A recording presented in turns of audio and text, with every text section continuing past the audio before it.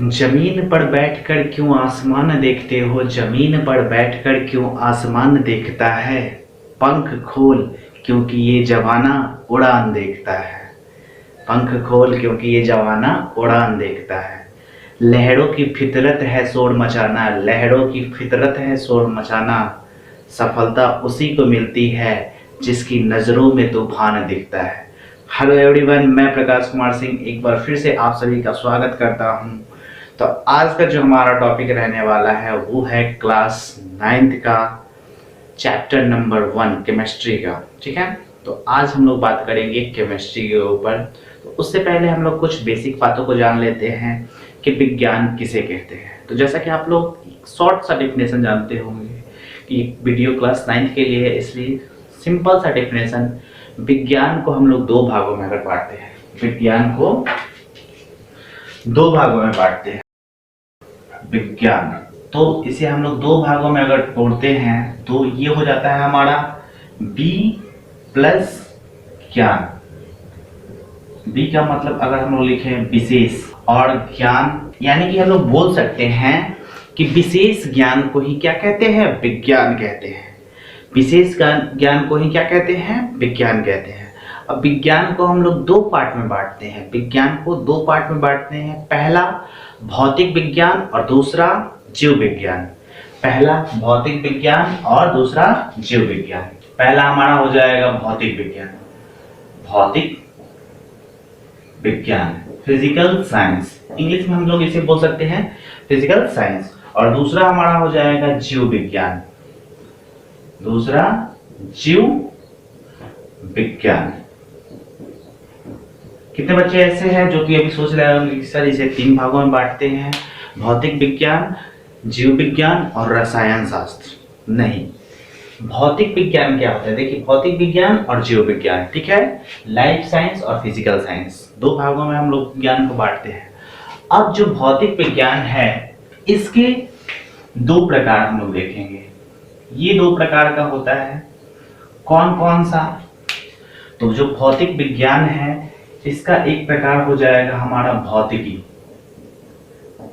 भौतिकी, और दूसरा हो जाएगा रसायन शास्त्र, रसायन शास्त्र।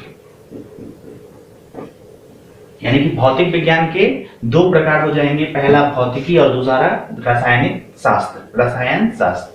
और ये जो जीव विज्ञान है इसके भी दो प्रकार हो जाएंगे। पहला जो होगा वो होगा वनस्पति विज्ञान, वनस्पति विज्ञान, और दूसरा हमारा हो जाएगा जीव विज्ञान, प्राणी विज्ञान, प्राणी विज्ञान। प्राणी विज्ञान भी इसे कहते हैं, या तो हम लोग इसे बोल सकते हैं जंतु विज्ञान।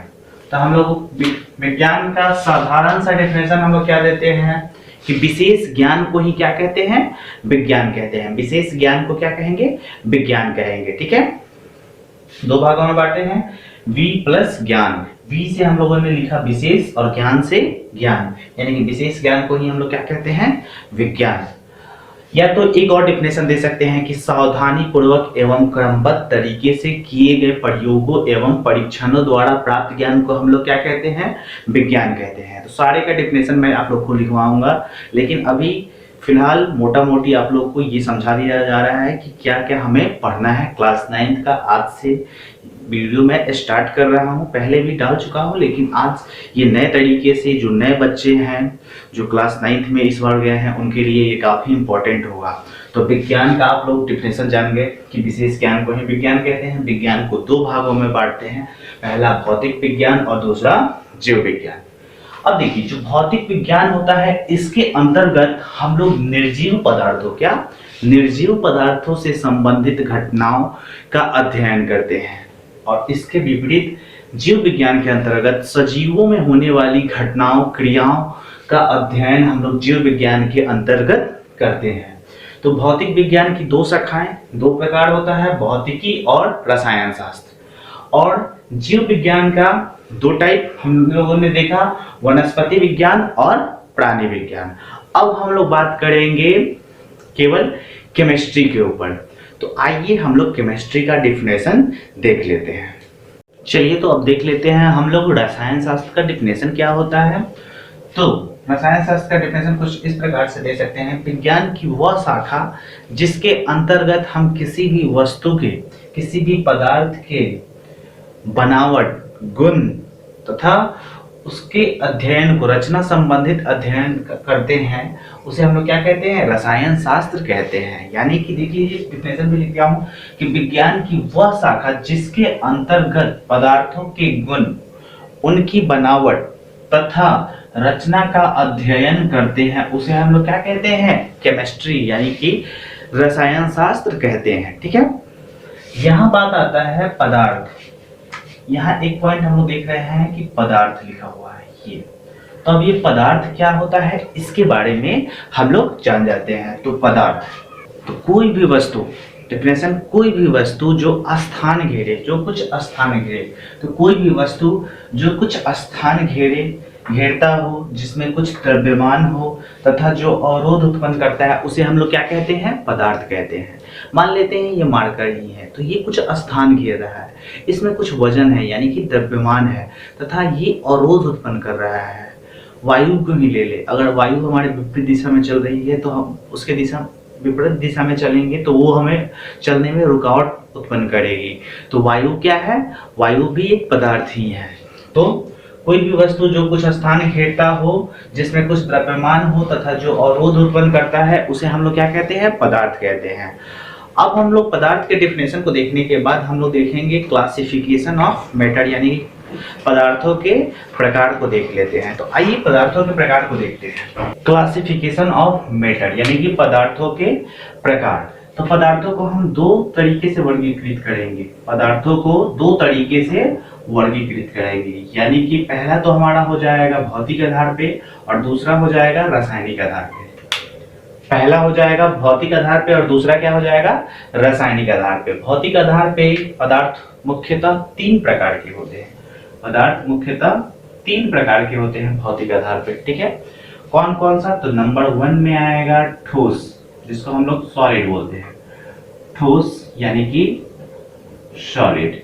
ठीक है, दूसरा हमारा हो जाएगा द्रव, जो कि हो जाएगा लिक्विड, और तीसरा हो जाएगा गैस, इंग्लिश में इसे गैस बोलते हैं। यानी कि पहला हमारा क्या हो जाएगा, ठोस, दूसरा द्रव और तीसरा गैस। ठीक है, उसी प्रकार से रासायनिक आधार पे हम लोग पदार्थ को भी तीन वर्गों में डिवाइड करते हैं, जिसे मैं यहाँ लिख देता हूँ। ठीक है, पहला हमारा हो जाता है तत्व। पहला क्या हो जाता है, तत्व, जिसको इंग्लिश में हम लोग एलिमेंट भी बोलते हैं, एलिमेंट। दूसरा होता है यौगिक, यौगिक इंग्लिश में हम लोग इसे बोलेंगे कंपाउंड। और तीसरा हो जाएगा हमारा मिश्रण, तीसरा मिश्रण यानी कि मिक्सचर। ठीक है, तो रासायनिक आधार पे तीन तरीके का होता है, तत्व, यौगिक और मिश्रण। तत्व, यौगिक और मिश्रण, यानी कि ये तीन तरीके का हो गया, तत्व, यौगिक और मिश्रण रासायनिक आधार पे।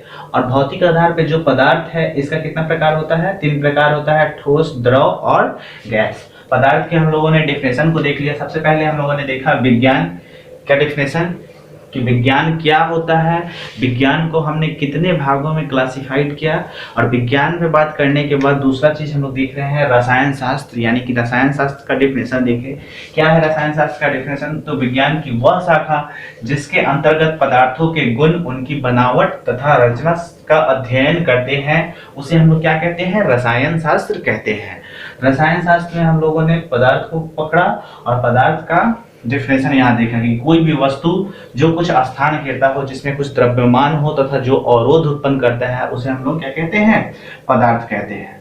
पदार्थ को देखने के बाद हम लोग देखते हैं क्लासिफिकेशन ऑफ मैटर, यानी कि पदार्थों के प्रकार।